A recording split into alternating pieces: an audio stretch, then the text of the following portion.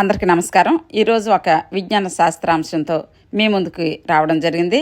ఇంకా మీరు మన ఛానల్ని సబ్స్క్రైబ్ చేసుకోకపోతే తప్పనిసరిగా సబ్స్క్రైబ్ చేసుకోవాల్సిందిగా మనవి చేస్తూ ఈరోజు మరి మన వీడియోలోకి వెళ్దాం. గాలి నుంచి నీరును ఉత్పత్తి చేశారు కొందరు శాస్త్రవేత్తలు. పెట్రోల్ను ఎందుకు తీయకూడదు అనుకుంది అమెరికా కంపెనీ ఎయిర్సెల్. గాలిలోని CO2ను సేకరించి దాని నుంచి పెట్రోల్ ఉత్పత్తి చేసే యంత్రాన్ని ఇటీవల ఆవిష్కరించింది. ధర తదితర వివరాలు వెల్లడించుకున్న ఆవిష్కరణ మాత్రం అదరహో అనేలా ఉంది. వాతావరణంలో పెరిగిపోతున్న కార్బన్ డయాక్సైడ్ సమస్యకు ఇది సరికొత్త పరిష్కారం చూపినట్లయింది. ఎయిర్సెల్ రూపొందించిన యంత్రంలోని 3 ఛాంబర్లలో ఒక దాంట్లో నీరు, పొటాషియం హైడ్రాక్సైడ్ కలిపిన ద్రావణం ఉంటుంది. వాతావరణంలోని గాలి ఈ ఛాంబర్లోకి ప్రవేశించగానే ద్రావణంలోని శోషకం CO2 అనగా సార్బెంట్ CO2ను వేరు చేసి గ్రహిస్తుంది.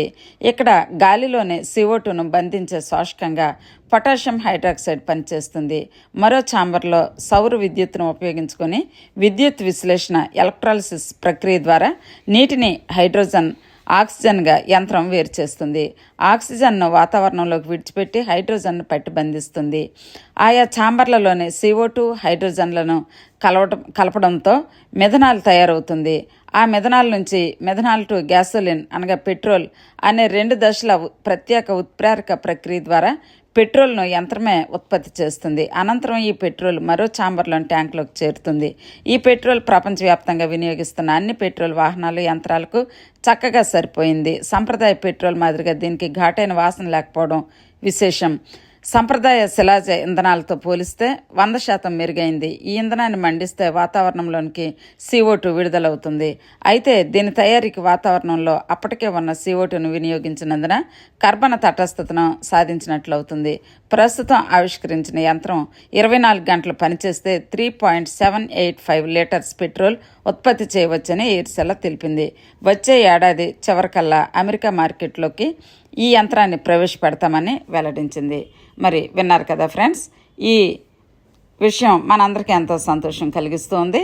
ఇదే కానీ నిజమైతే మన వరకు ఇది అందుబాటులోకి వస్తే పెట్రోల్ ధరలు తగ్గడం మరి ఖచ్చితంగా జరిగే విషయం.